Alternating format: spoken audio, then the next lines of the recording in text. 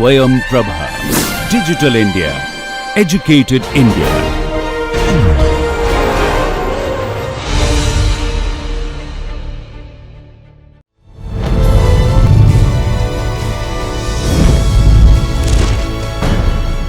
Yogah Karmasu Kaushalam.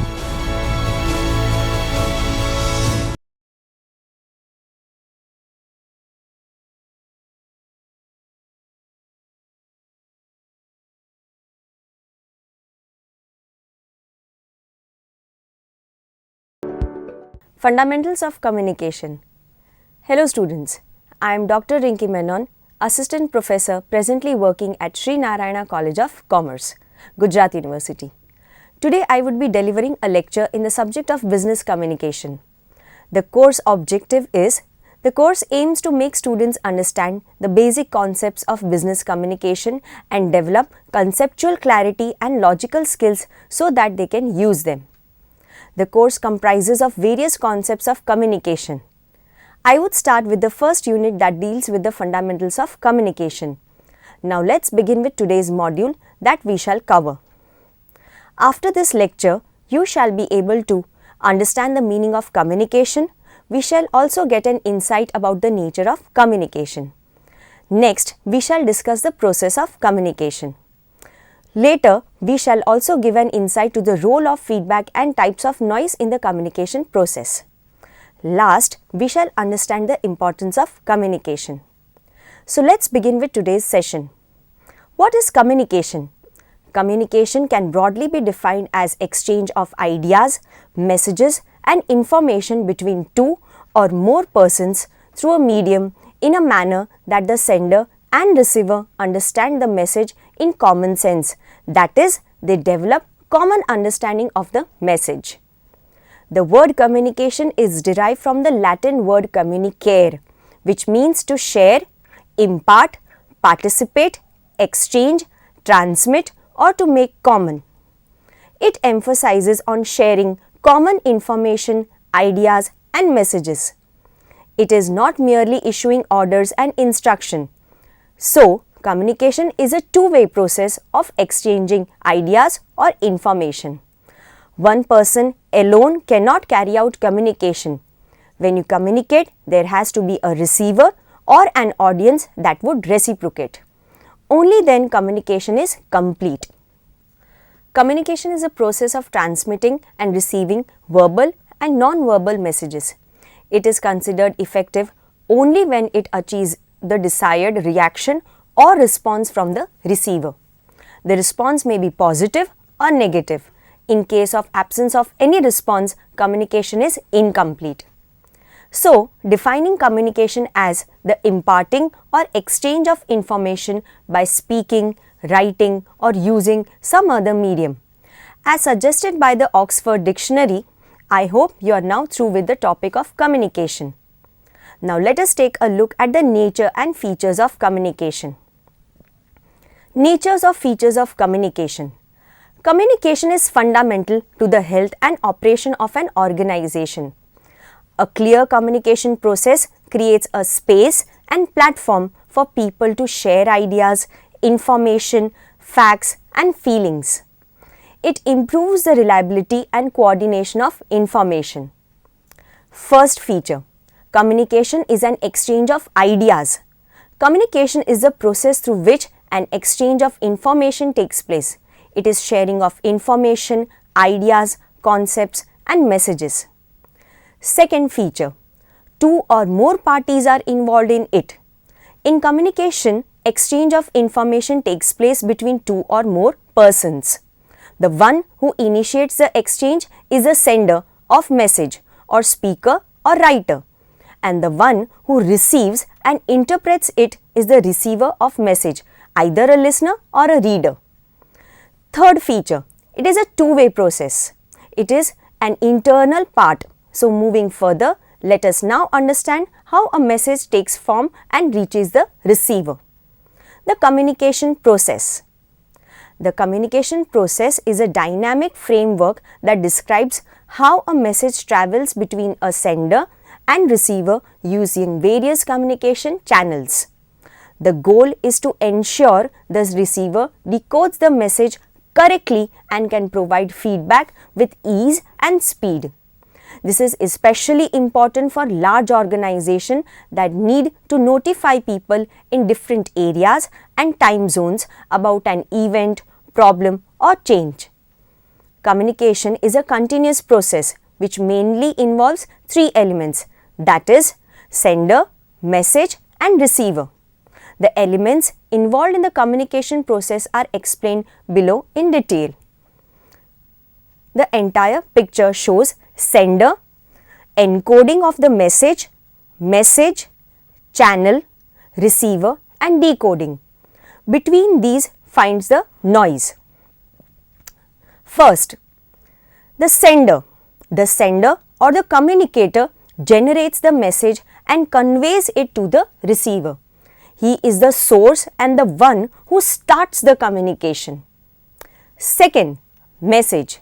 It is the idea, information, view, fact, feeling, opinion, etc. that is generated by the sender and is then intended to be communicated further.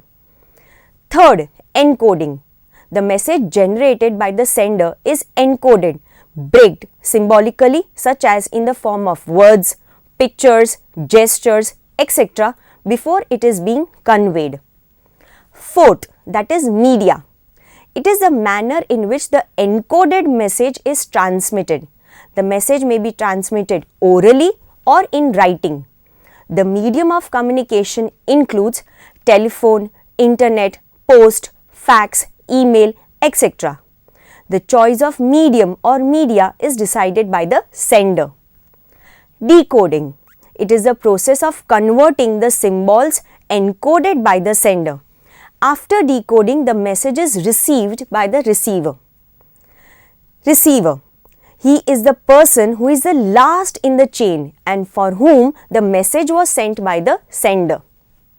Once the receiver receives the message and understands it in a proper perspective and acts according to the message, then only the purpose of communication is successful. Last, feedback. Feedback, once the receiver confirms the sender that he has received the message and understood it, the process of communication is said to be complete.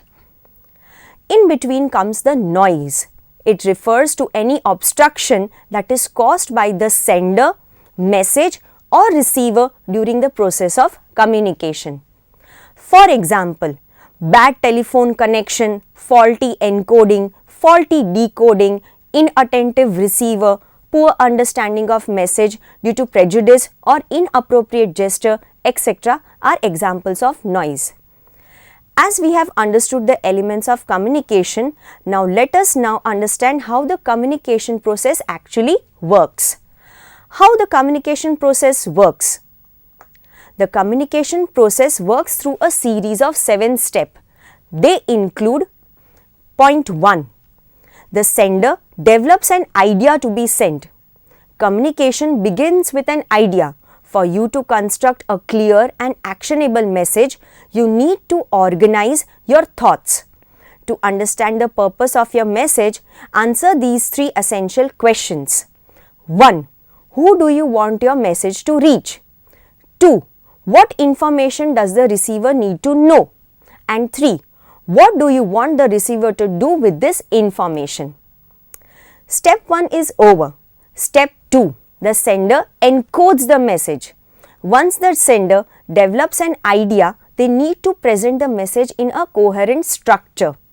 Ask yourself the following question to understand the receiver's communication style better. Is the receiver knowledgeable about the topic? Does the receiver prefer a general overview or a detailed information? Do you need to provide any additional resource to aid their judgment? Can you think of any distractions such as preconceived ideas that could influence their interpretation of message? Moving on to the third step. The sender selects the channel of communication that will be used. Here, the sender selects the appropriate channel for communication. The different mediums available to select the channels are as follows. Verbal, that is face to face, telephone, video conferences, presentations, and visual media. Or non-verbal, eye contact, facial expressions, body language, and dress code. Either it can be a written channel, emails, newsletters, press releases, text messages, social media posts, records, proposal, and other business documents. It can also be visual, for example, graphs, charts, and drawings. After the channel of communication, the fourth step is the message travels over the channel of communication. The sender should select an appropriate medium for the message. This will depend on your relationship with the receiver, the purpose of your writing, and the urgency of message. Technology has made it faster than ever to share important information. However, in the business environment, formal written communication such as contracts and legal documents continue to exist to safeguard the interest of organizations and its employees. The fifth step is the receiver receives the message. Next, the recipient receives the message. The receiver will process the message according to the communication channel the sender uses. For example, the sender could deliver the message by speaking to the receiver face to face. For formal messages, the sender may present the message during a board meeting instead of that. Next, the sixth step is the receiver decodes the message. The receiver then decodes or breaks the sender's message. In this stage, the receiver processes the information, understands its context, and analyzes its implications. This is one of the most crucial stages in the communication process. If the receiver can successfully decode the message, it implies the effectiveness of the communication process. As a result, businesses can continue their operations with little disruptions. Next step, seventh, is the receiver provides a feedback. Feedback is the most important step in communication process. Ask yourself the following questions to analyze and improve your future communication. 1. Have you arranged a process for collecting the feedback? Next, have you given the receiver an opportunity to ask questions? Can you pick up on non-verbal cues to understand how the message has been received? Next, could you have done anything differently to achieve a better result? Hence, I hope you are now through with the topic of process of communication. Before moving further to the next topic, let us give an insight to the different types of noises that affect the communication process. Types of noises during the communication process. Reducing noise or distraction can significantly increase the chances of successfully communicating the point. It ensures the message does not misinterpret or ignored and the receiver takes it seriously instead. To effectively eliminate noise, senders should consider the receiver's personal beliefs and their physical environment. Here are the 4 types of noises you need to eliminate for smooth communication. First, psychological noise. This type of noise interferes with communication between the sender and receiver because of personal barriers. Managing psychological noise is a sign of respect. It helps build trust and encourages people to speak up. Some examples of psychological noise are preconceived beliefs like assumptions already made, biases and prejudice, stereotype, etc. The second type of noise is physical noise. Physical noise describes external distraction. Noise from surrounding people speaking loudly or high-pitched music which can distract us from understanding or decoding the message. The third is environmental noise. Environmental noise makes it difficult to hear or concentrate on a message. For example, noise from construction site or passing traffic.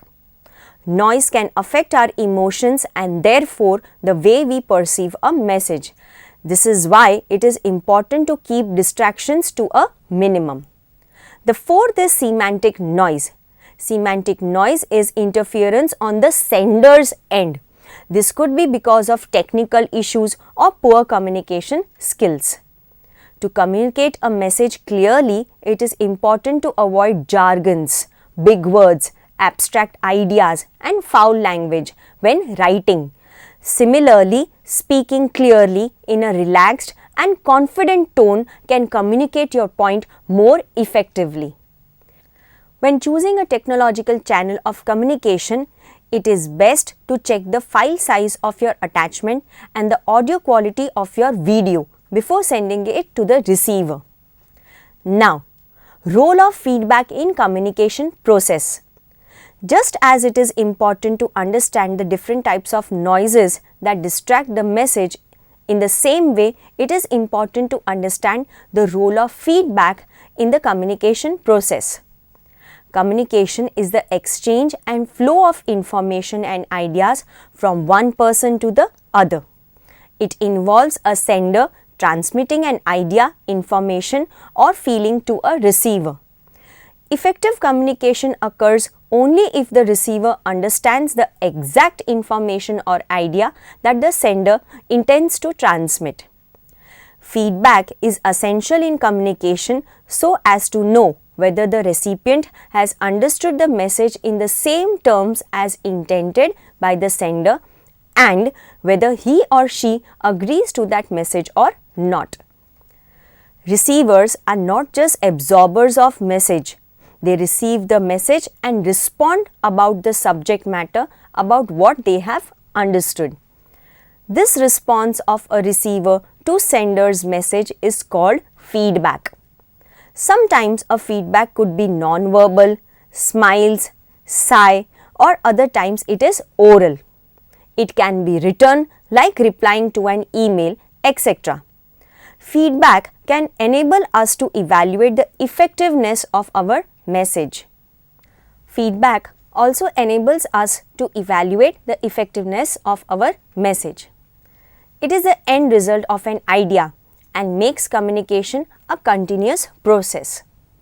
If our audience does not understand what we mean, we can tell by the response and then refine the message accordingly. Giving our audience a chance to provide feedback is crucial for maintaining an open communication climate. The speaker must create an environment that encourages feedback. For example, after explaining the job to the subordinates, he must ask them whether they have understood it or not. He should ask questions like, "Do you understand? Do you have any doubts?"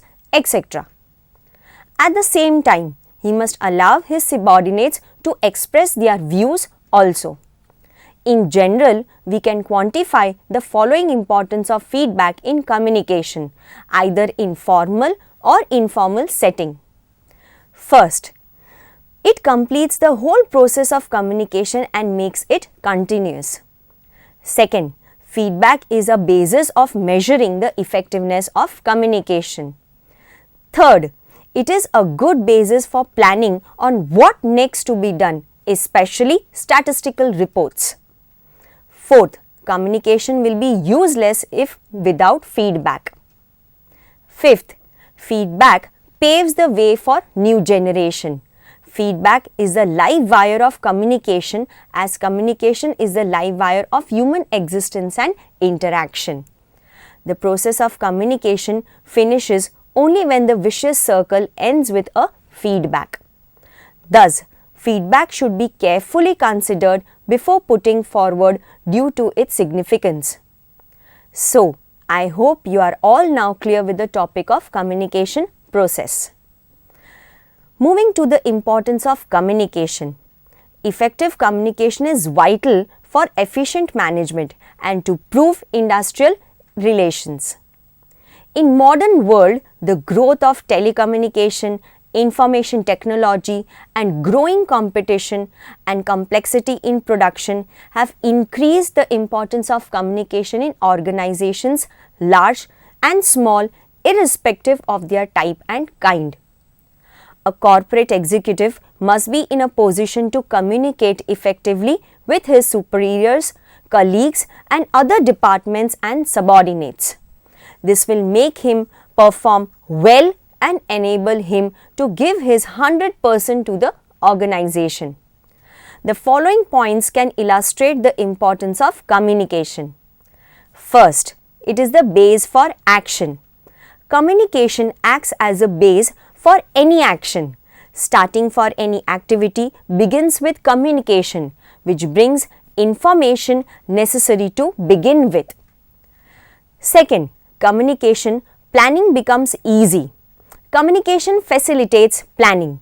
Planning is made easy by communication. Any type of information regarding the human resource requirement of each department of the organization with their qualification, type of job, skills, etc. can be collected through communication, which helps in HR planning. Policies and programs for their acquisitions can be prepared and implemented. The entire process communication plays a vital role.